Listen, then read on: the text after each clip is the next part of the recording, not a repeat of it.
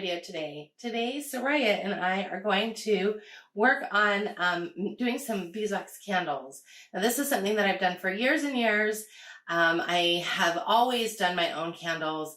Every now and again, I'll buy some, but generally only if I'm in a pinch. I really like sort of the ritual that comes every year of making new candles. We usually do them right around Candlemas. And that way we've got them for the whole year. So I try to do enough candles that we have them for the year. Now we have several candle holders in our house that we use votives for, and also our taper candles. So I try to sort of gauge how many I'll need for the year. So if you use a candle holder that is one that maybe has the days of the week, like the one we do, then you'll want to sort of gauge how often you burn it and how many candles you go through in a year. I probably go through at least 3 to 4 candles per day of the week for the year. So I try to make at least 28 or 30 votives for that purpose. But then when it comes to the tapers, we don't go through nearly as much. So we are going to do several different kinds of candles today. Yeah, Soraya's going to help me. Yep, we're going to do we're going to first talk about the different kinds of wax that you can find. So Soraya really likes these because these are sheets that you can buy on Amazon, and we'll link all of the links to that in the description from this video. But you can buy these, and they come in larger sheets, and we just cut them down. Oftentimes we're doing candles with our co-op, so we do them sometimes by ourselves at home, but then often we're doing them as a festival for our co-op. So when we do that, we like to have a couple of different options. We like to have an option for the really little ones so that they are safe, and we don't have to worry about them being so close to the hot wax. But then also some big kids like this one here. I really like having different decorate the candles. Oh, decorating the candles is a lot of fun for sure. Yeah, we could probably do that with these ones. Maybe so. So these are great because you don't want them to be too brittle. You don't want them to be too cold. Like ours were in our office and it's a little cold in there. So I'm just going to not use them for a few minutes. Just let them get warm in room temperature a little bit. So then you can move them around to wrap it around wick. Right, because with these, what you want to do when you lay the wick down, and we'll show you guys how to do that in a bit, when you lay the wick down, you want to roll them really tight because these burn fast. And when I say fast, like 15 minutes fast. So they're not a very, economical, efficient candle, but they're very pretty and a lot of fun to make. So we'll definitely be showing a little bit of that today too. Okay, so next I want to show you just sort of what we use in terms of supplies. So you can buy beeswax in pellets. You can buy it in big chunks. We've bought it in big chunks before and then melt it down. I like pellets. I think it melts faster, more evenly. I can control it. Like if I just want to do a small batch, I can just do a small portion, and it just really helps. I also want to show you something that we use often for our co-op. You know, when we are doing candles in a big group, it's really hard sometimes to have the stove and have kids coming in and out. So a few years back, I took an old crock pot before we got the Instant Pot. And I thought, well, this is a great use for this crock pot. So it's an older crock pot. It's one where the, oh goodness, the bottom comes out so you can take it out to clean it, but I don't clean it. This is full, if Eric can look in there, it's full of wax. So this was from last year. So you can see it's all dirty because it's all grimy with wax. But we plug it in. It does not take but a couple of hours to melt. And then it's perfect. It's perfect for younger children, especially because, again, there's no open flame. So we find, because we needed a park for our co-op, so we find a park that has an outlet that's on. So if you're using a park, test the outlets the weeks before, because we have totally thought, hey, all the parks had outlets that were on. And we went to a different park one year and we noticed the outlets weren't on. So, you'll want to go beforehand, test the outlets, make sure they're on. But if you have a park with an outlet, then this is a really good option with regards to dipping candles. So it takes more because it's bigger, and this is a pretty big crock pot, so you could actually use a smaller one. But I like to fill it so that there's at least this much wax in there so that when they dip their wick in, they get a nice size taper. So we use this a lot for our co-op. Today though, we're going to use, this is I think maybe my favorite way, and this is just the old-fashioned old nasty pot that we got at Goodwill. In fact, you can still see the price tag for Goodwill on it. It says $5, $5.99 with no lid. It's a really nice pot, but I really wanted just a cheap pot that I could use for candle making. So we're going to make sort of a double boiler situation. This is a pouring pitcher, a wax pouring pitcher that is especially made for that. And I got it at craft store. You can get it at Michael's. You can probably grab it on Amazon. I'll find a link and we'll make sure we link it up in the description. I've had this for a lot of years. So probably 10 years maybe or more of making candles. Like probably older than you. So when we make it, when we start this, we just do sort of a double boiler situation. So we're going to put a little bit of water in the pan. And we don't want too much. I don't want too much water because I want it to not be, I don't want this to like float. So we'll not need a crazy amount. So now I'm going to use our pellets and it'll weigh down the pot a bit once I get it in there. This is 16 ounces, so it's a pound. It comes in several different grades. This one came from Amazon. Again, we'll link it up. I really have also found a lot of luck getting it from people on Etsy that have, that are beekeepers that sell their wax. So, I try to be consistent, but we've been doing this a long time. So there's not one person that I always buy it from. It's really hard to find beeswax generally local with regards to like going to a craft store. So if you're going to go to a craft store, you're probably going to find soy or paraffin, but you'll probably have a really hard time finding beeswax. Some craft stores maybe. If you have a local beekeeper or somebody that really purifies their wax out so that you can utilize it for candles, then by all means do that. So actually I'm finding that, see, it's floating and I want it to not float. So I'm actually going to put less water in here because I want it to not float. Because it's kind of dangerous that we don't want it to be dangerous. Okay, so now I'm just going to sort of heat this over a medium-low heat.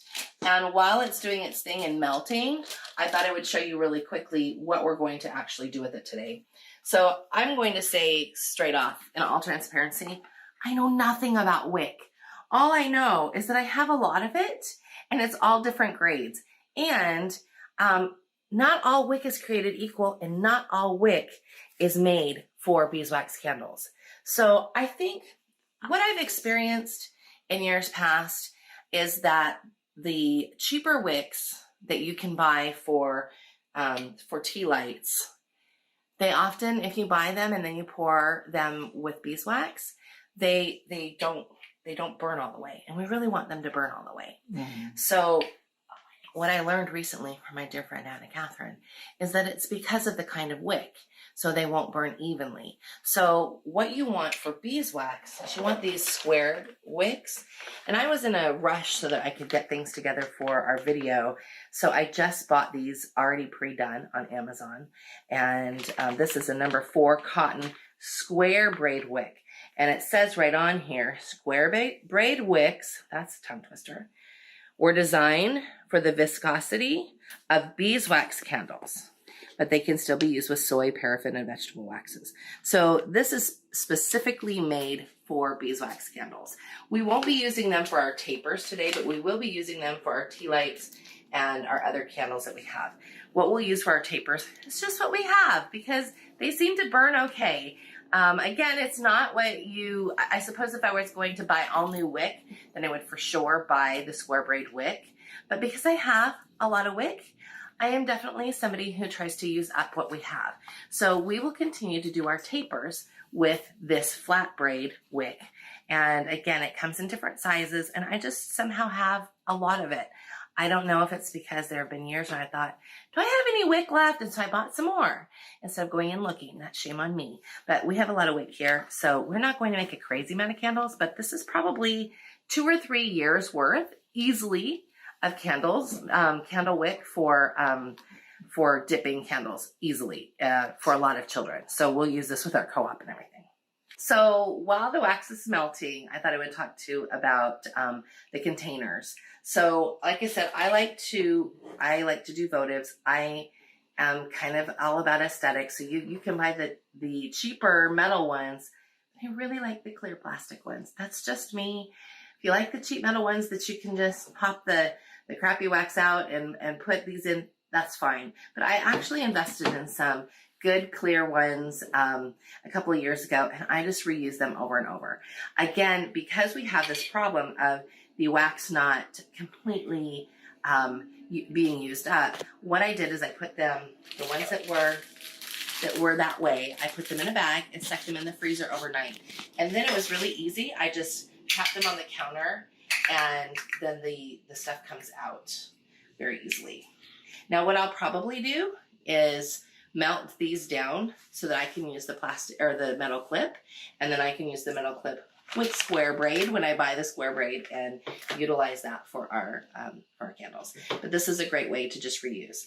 We're also using these. Now, these are glass yogurt containers that we actually used for our lanterns this year, but I thought they would make great candles for gifts, and so that we would pour some of these. We'll just use this square wick, and we'll use that for them. I also have these jars.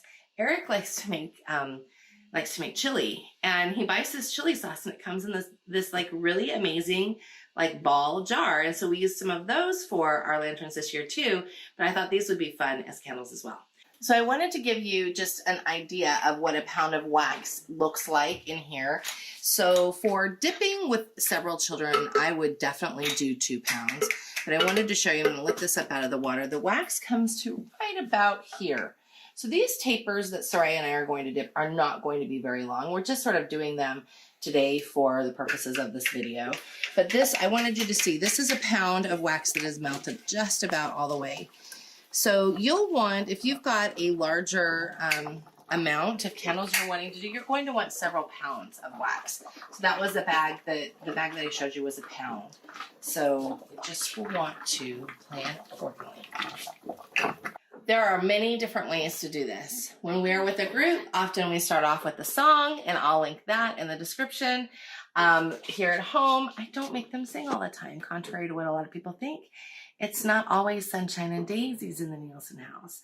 But when it comes to sort of candle making, it is, in my book, it's kind of reverent activity.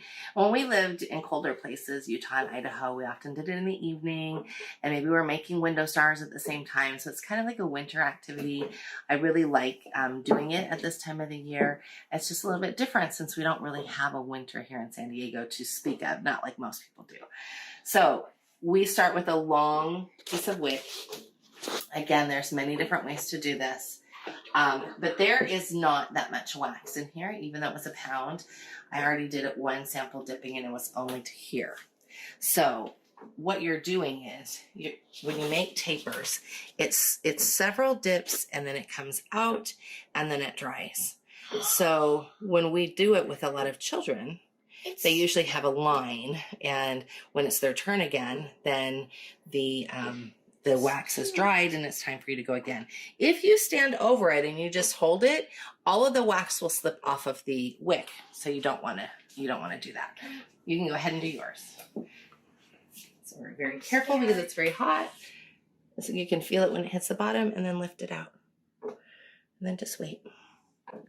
So while it's a little bit wet, you can start to straighten it out a little bit so that it's a little, these are going to be tiny little baby tapers. I think that will be like adorable. For the dollhouse. They'll be tiny little tapers. Like I can put them with my dioramas. Yeah, with your dioramas, yeah. So then it's just this act of continually dipping, and you can see it starts to get thicker, because mine's starting to get thicker, but you have to let the wax dry in between. It's much different than if you're pouring candles. That's a whole different ball game. And when we do the pouring of the candles, we do them at the end after we're all done doing the tapers, so that we can just use what's left. So dip it in. You can feel it when it touches the bottom, and it's just getting thicker and thicker. Do yours. So they're coming along. They're getting fatter the longer we dip them. There's a little something I want to show you that I like to do. I don't always do it, especially when we're in a bigger group of kids. But you know, we have a tile countertop. So you would not want to do this if you don't have a tile countertop. But I like to sort of shape the bottom so that I don't have to cut it later and it goes nicely then into the candle holder. I can shape it because the counter's cool, so it continues to cool the candle. So I just do that as once it starts to getting bigger and it starts to really hold its shape, and then we'll keep dipping it back in until it's the size we want it to be. So we're gonna swap. I didn't dip mine. Oh, dip that one. Okay. Dip it. I don't know.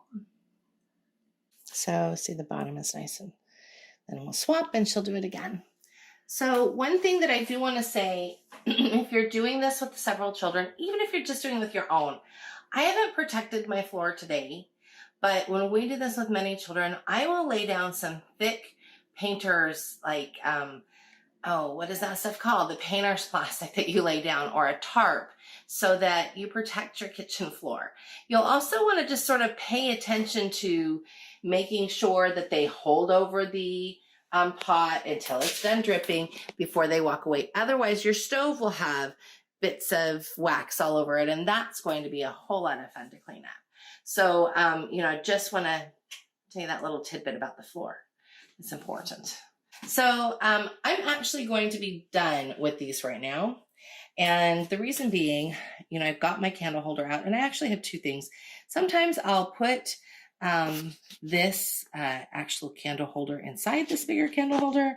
Sometimes it won't. Obviously, you can see I didn't last week in Harry's birthday. I did not, because the candle was too big. But this candle that I've been working on is just about perfect for that.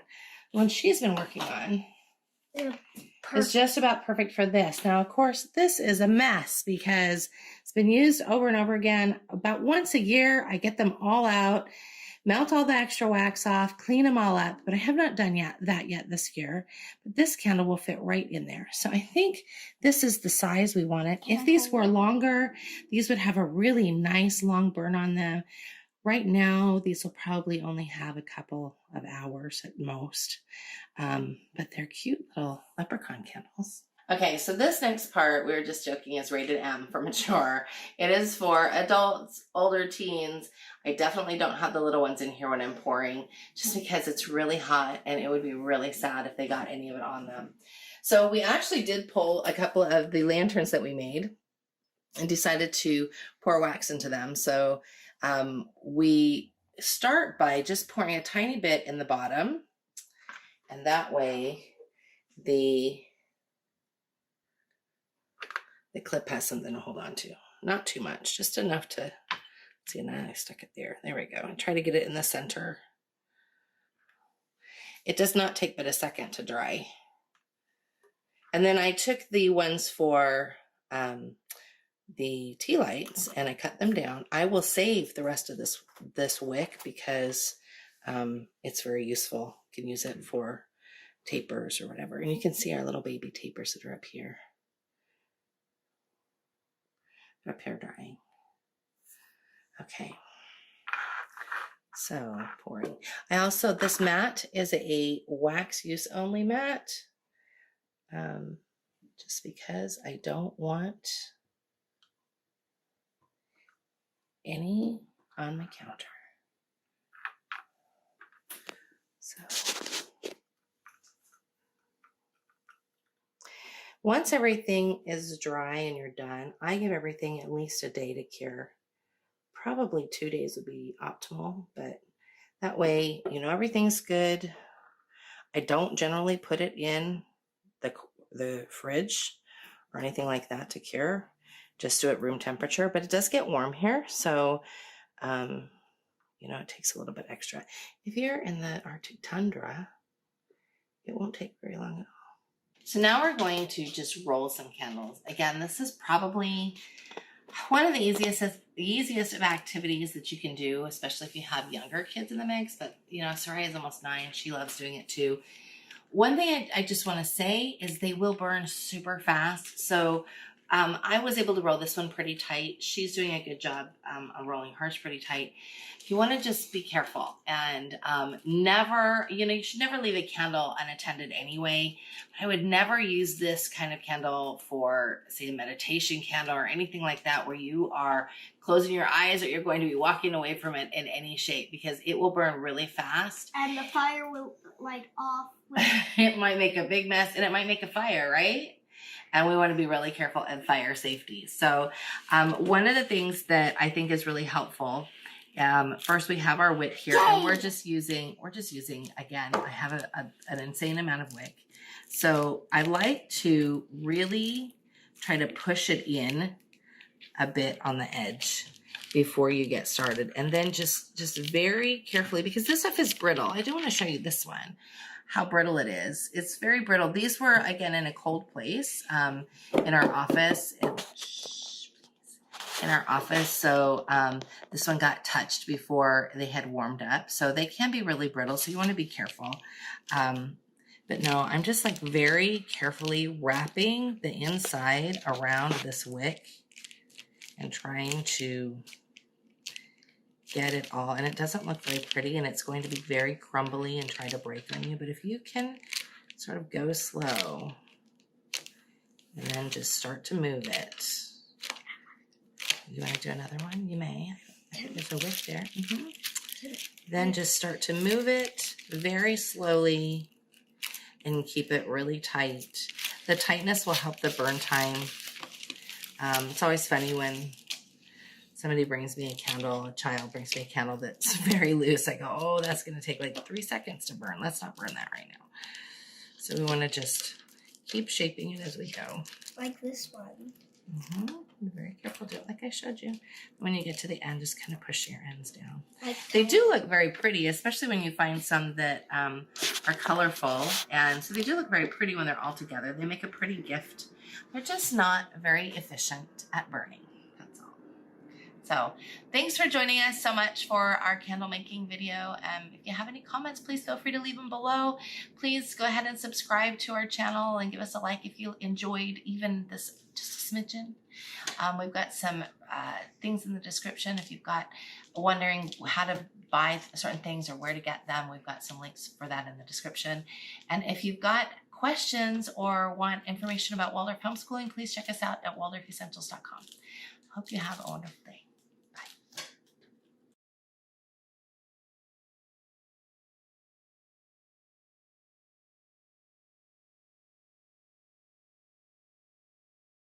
Bye.